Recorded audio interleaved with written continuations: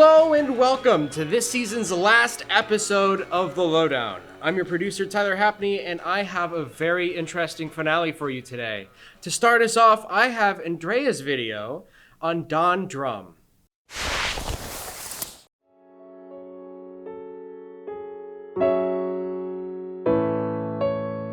Born and raised in Ohio, Don Drumm's admired artwork has been showcased around Akron for over 65 years.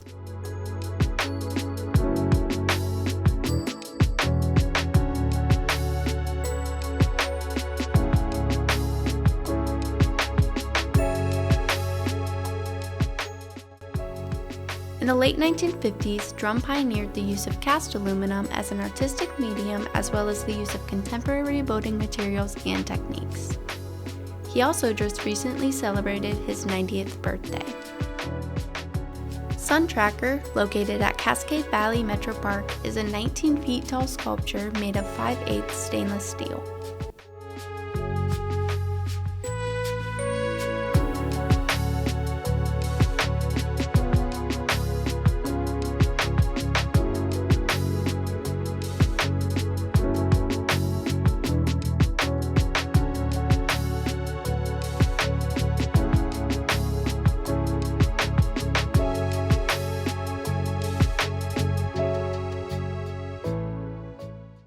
The Lowdown had the opportunity to interview Don Drumm in the past. I own Don Drumm Studios, but I'm 88 years old, and my daughter and son-in-law are now running the main gallery in the workshop, but I have this little place across the street, which you're in right now, which is my workshop. We use a little oxo-acetylene torch. It's a miniature torch.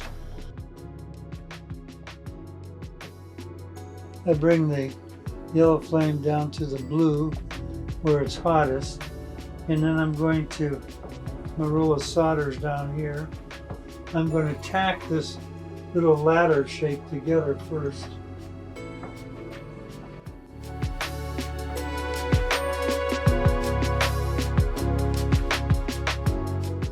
The Cascade Plaza Fountain sculpture is a geometric metal sculpture featuring steel rods and aluminum panels.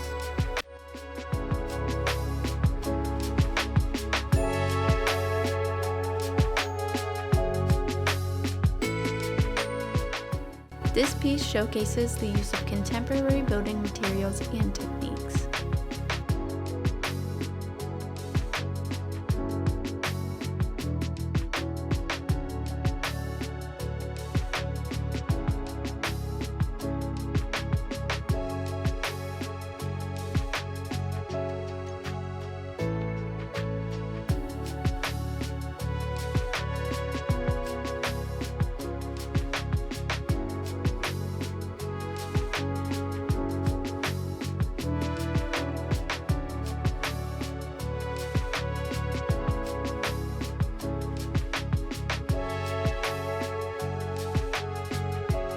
His beloved and unique style of metal artwork and iconic sun art pieces have been decorated around Akron and will continue to do so. As the Drumm family has said, our sun is not setting.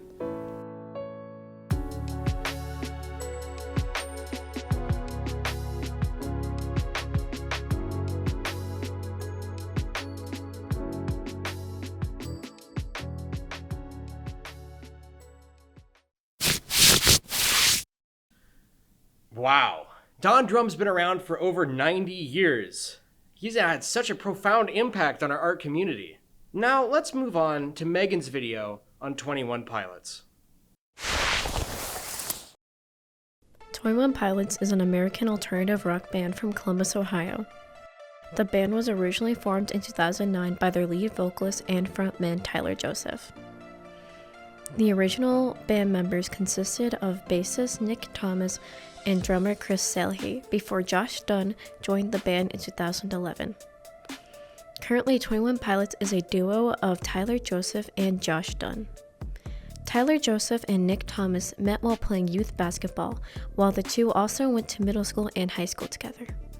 Later, Joseph met Chris Salhe while attending Ohio State University, where they pitched the idea of a band and recorded their first album together. Their first album in 2009 is titled 21 Pilots and is the only album to feature all three band members together. Both Salhi and Thomas left the band in 2011. Salhi left for personal reasons, while Thomas decided to focus on his studies. 21 Pilots started out as an indie rock band who produced independently before being signed to label Fueled by Ramen. Their debut album, Vessel, in 2013 was their debut with the label. It wasn't until 2015, when their fourth album, Blurry Face, came out, that 21 Pilots became a nationwide success. Their song Stressed Out reached second place on the American Billboards on February 27, 2016. Wish we could turn back time to the good old days when the mama sang us to sleep, but now we're stressed out. Wish we could turn back time to the good old days when the mama sang us to sleep, but now we're stressed out. Stressed Out focuses on the themes of childhood nostalgia and the pressures of adulthood from the point of view of a character named Blurryface. Joseph has stated that the character Blurryface represents his own insecurities, as he wears black paint covering his hands and neck to represent the character Blurryface on stage and during the music video of Stressed Out. 21 Pilots not only reached success on the billboards, but also at the 59th Grammy Awards, where they won Best Pop Duo/Group Performance for Stressed Out, and were nominated for Best Rock Performance for their song Heathens. All my friends are heathens, take it slow. Wait for them to ask you. And Record of the Year for Stressed Out. 21 Pilots has made their mark on the American alternative rock scene since their debut in 2009. 21 Pilots got their name from the 1947 Arthur Miller play titled All My Sons. The play is about a man named Joe Keller who shipped malfunctioning engines to be used in planes in World War II. The malfunctioning parts led to the death of 21 Pilots, which soon became the name of the band.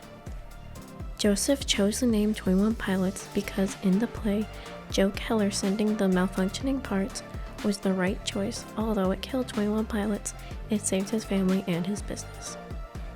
The moral of the story being about making hard decisions made the name feel like a perfect fit for the band. 21 Pilots makes intentional decisions when it comes to their songs, performances, and lyrics, truly living up to what they wanted their band's message to be. Hey, if 21 Pilots ever wants to come back for another interview, we'll gladly have him. As for now, let's check out Elijah's video on the recent Lock 3 renovations and the future for the park. For over 2 decades, Lock 3 has provided a community space for concerts, festivals, ice skating, and much more. Located in the heart of downtown Akron, its proximity to local businesses make it a convenient walk for many citizens. In this video, I'm going to cover the rich history of the Lock all the way up to its modern-day renovations. The Ohio and Erie Canal was constructed between 1825 and 1832 and connected Lake Erie with the Ohio River. The purpose of the canal was to aid westward expansion as well as promote economic development in the state of Ohio. Villages, towns, and cities popped up along the canal, and a booming manufacturing sector developed. The original Erie Canal that came before it connected the Great Lakes to the Atlantic Ocean and allowed major shipments to travel all the way through Ohio. Along the Ohio and Erie Canal were a series of locks, an engineering feat that allowed ships traveling along the route to change elevation on the lock. They acted as a sort of boat elevator. If the ship was coming from a higher water level, the upstream gate was closed and the downstream gate was opened, slowly allowing the water level to drain to the lower section. This process was reversed if it was coming from a lower level, with the higher water section draining into the closed lock to raise the boat up. The larger capacity boats were towed by mules and horses, and wooden canal boats were limited by the size of the locks. Eventually, as railroad usage increased, canal usage decreased. Parts of the canal were sold off to railroads, and eventually the canal was abandoned after the flood of 1913 destroyed large sections of it. This resulted in the canal pathway becoming the towpath, a recreational pathway for running, hiking, and biking. Along it, the locks stand as historical markers as well as community spaces and parks. Before the flood destroyed the canal, Lock 3 had started to take on some different forms. In 1861, the lock was used as a lumber yard after the canal was opened for private lease. In 1884, a man named Samuel Dyke opened the American Marble and Toy Manufacturing Company. The factory revolutionized the toy industry by mass-producing marbles, producing dirt-cheap toys for kids. The factory met its untimely end in 1904 after it burned down. The site then became a parking lot for O'Neill's department store in 1920. After O'Neill's had closed in the 90s, the city of Akron tore down the parking lot and began construction on the Lock 3 Park, which ultimately opened in 2003. Since then, there have been a variety of outdoor concerts and festivals there, with an ice skating rink taking over in the winter. After being closed for nearly 2 years, Lock 3 has finally reopened after millions of dollars of renovations. It now features a variety of memorial gardens, a brand new performance pavilion,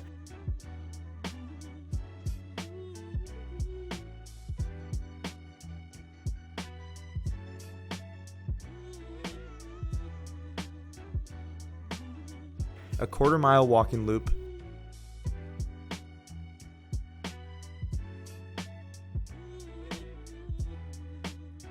food tables, and more.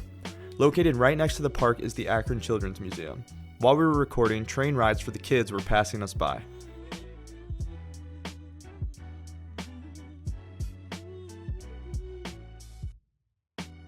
Right next to the museum is a small musical park for the kids, with fun and unique instrument fixtures for the kids to experiment with.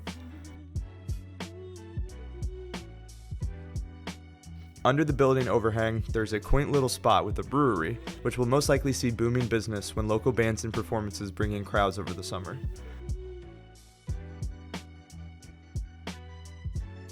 While we were over at Lock 3, we followed the canal to the connecting lock, Lock 4. Located right there is the back entrance to Crave, a high-end restaurant downtown. There is also a few beautiful murals at this lock, as well as a nice waterfall area.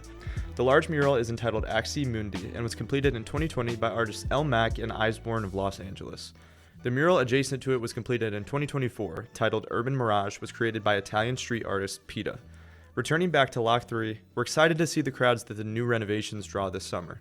With a busy calendar of movies, festivals, and performances, the new Lock 3 should be a vibrant addition to downtown Akron. This has been Elijah with the Lowdown. Thanks for watching.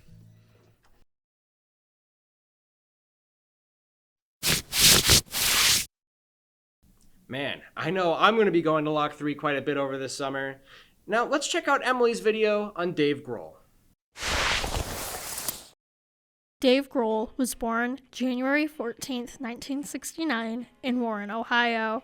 Many people know him as the drummer in Nirvana or the vocalist and frontman of the Foo Fighters. But what about his other bands? According to sources, some say he's been involved in over a dozen bands and musicians in terms of collaborations. To put it simply, Dave Grohl is a man of many bands. At age 10, he formed the H.G. Hancock Band with one of his friends. It was here where he wanted to learn how to play the guitar. In 1984, he was involved with the band Freak Baby. 1985, he was a member of the live performance band Mission Impossible. That band became inactive in 1986, and in 1987, the band Dane Ramage was formed. After high school, around 1986, he toured with the band Scream.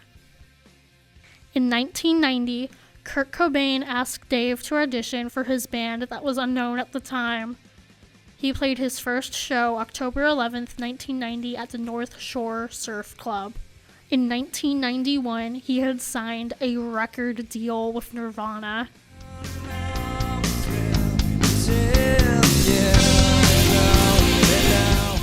Grohl went on to provide his talents to other bands, such as the Mike Watt Band or Tom Petty and the Heartbreakers. Hey, Tom Petty just called and wants to know if you'll play drums with them on Saturday Night Live. I said, of course, I'll do it. No question, I'll do it. It was the first time that I'd really looked forward to playing the drums since Nirvana had ended.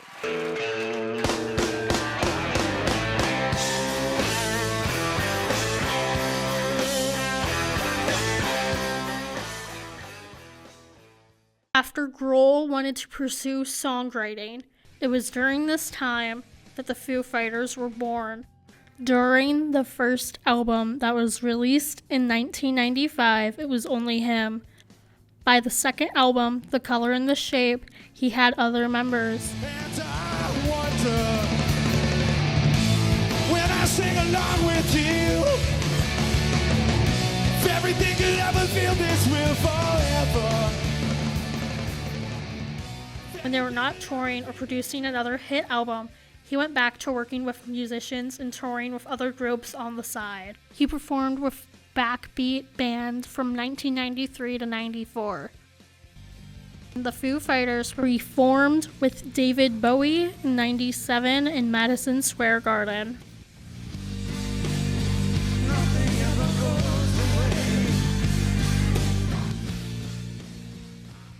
Also that year, he created a band called Probot, releasing an album with the same name. 2002, Grohl had toured with Queens of the Stone Age. Them Crooked Vultures formed in 2005, with members from Queens of the Stone Age. Grohl is also a prominent member of the Sound City Players from 2012 to 2013.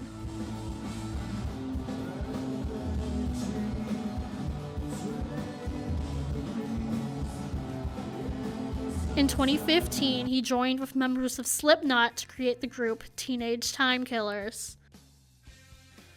After all this time, still making time for the Foo Fighters, he has collaborated with other artists.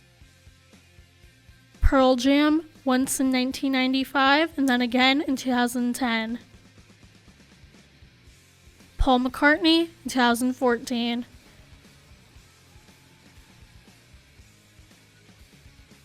Jimmy Page and John Paul Jones in 2008. The Zac Brown Band in 2013.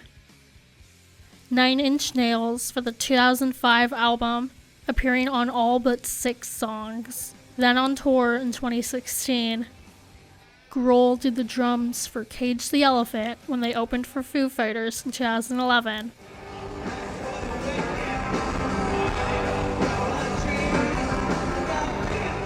The Rolling Stones in 2013, Guns N' Roses in 2017.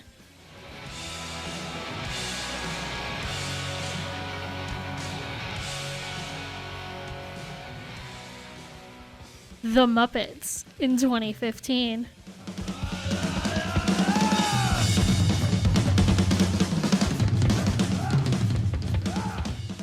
Grohl performed with Billie Eilish in 2023.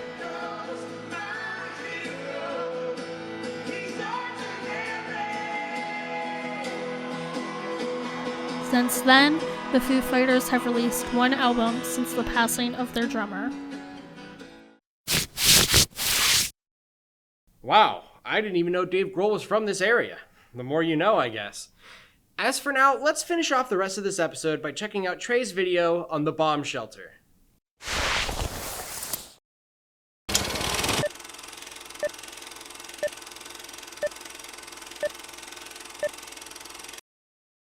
Hey guys, I'm here with Kevin Royer. and we're here at the bomb shelter. It's in Akron, Ohio. Kevin's the owner, and I'm going to be asking him a couple questions so we can get more background about the bomb shelter, and yeah, we'll go from there. So first things first, you already gave us your name, but can you give us a little background of yourself? Well, I've had a few different businesses over the years, and this one we've had since for 14 years now. 2010 we opened, and the reason why we're located where we are is this used to be a warehouse for a furniture company I used to own, and that's so that we decided to repurpose it into what it is today, and that's kind of it. Yeah, and it just keeps growing. We'll be adding another 5,000 square feet probably here in the next 6 months or so. My wife says I have too many globes, so I have a lot of globes. I do like old globes, and then those kitschy pink flamingos from the 50s I started annoying her since she didn't like birds too much, but now she likes them, so we have a lot of those floating around on shelves, it seems like. I tend to like the kind of interesting weird cars that tend to attract more attention, like AMC Pacers or Gremlins, or we have a DeLorean, Yugos, which I always was fascinated with. I like to drive that one, and they're all fully drivable. Can I ask you what inspired you to open the bomb shelter, and what's kind of the story behind the name? Well, I had another partner who worked for a short period of time when we opened up. And between the both of us, we came up with this concept of how to do it. And he moved on to some other stuff. And actually, he did come up with a couple of different names, and then one of them was this name, which we thought was kind of fitting because it's a little obscure. It's easy to remember. It's kind of fun. A lot of the stuff we sell fits the time when bomb shelters were something you could buy out of a catalog, things like that. Yeah, we're open Thursday, Friday, Saturday, Sunday, Monday. 11 and we're closed all major holidays, so and it's really and you can go to our website, which is the bombshelterstore.com. It's evolved partly because the people that are buying things have changed over time.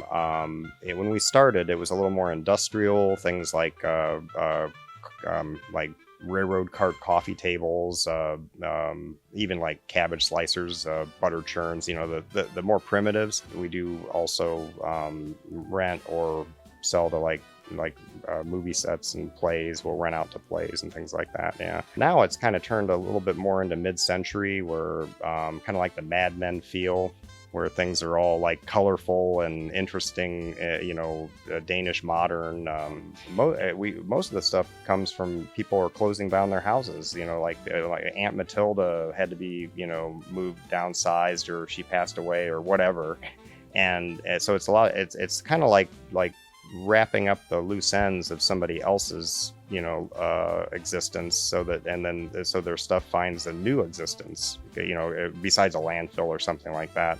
With antiques and vintage shops is that they kind of move in time with the people, and there's a group of people that are always selling mostly, and people that are buying, and the older people are always selling their stuff, which is the butter churns, the spinning wheels, and all that stuff. The ones that are buying now are the like 16 to 40-year-olds, that group, because they're like feathering their nests. They want to, they want to buy things, and they're always buying different stuff. They buy vintage cookware. They're not buying it to have a big display of Corelware or whatever. They're going to be cooking casseroles or whatever they're cooking in it. I seen you have a lot of TVs here. Do all the TVs work, or? No, not really. I know. Yeah, we have a lot of TVs. Well, part of it is because we have the TV museum. It's called the TV Dinner Club Museum, and that Dave Blewett owns that. But all the TVs that work, when they're that old, we actually put modified 1980s picture tube TVs or 90s TVs into the old unsavable, less valuable TVs to make them look like they work. As you're walking through, you actually look at it like more like a tad bit like a museum, But you can buy stuff, most things are for sale except for the TV museum and the cars. But the majority of the items are for sale. Oh, and except for our mascot, the one-eyed octopi or whatever you want to call them. But like those odds and ends bags that you saw on the display, those that was actually our stager Allie's idea, and she came up with that, and they're really interesting because each one has got a different selection of odd little things to look at. People buying them and really going, well, I'm taking a little piece of Akron back because I live in Tucson, Arizona or something. It's kind of neat, Well, that's all I have today for you guys. Thank you, Kevin, for getting the time to sit down and interview with me. Check out the Bomb Shelter. Come here too. It's a pretty cool store. Of course, you've seen throughout the video. But yeah, thanks for watching.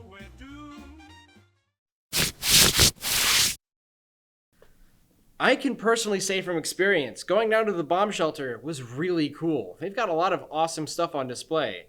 That'll be it for us this season, though. Thank you so much for sticking with us, and of course, we'll look forward to seeing you next season.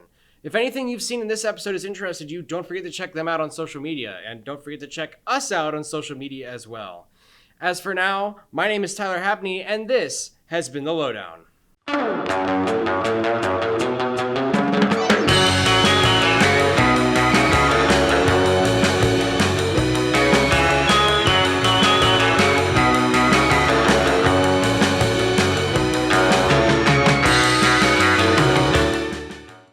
This program was produced by ZTV at the University of Akron. Do you want to gain experience in video production, professional social media, or working with real clients? Visit the UA School of Communications online or follow us on social media to learn more. ZTV, make media, make a difference.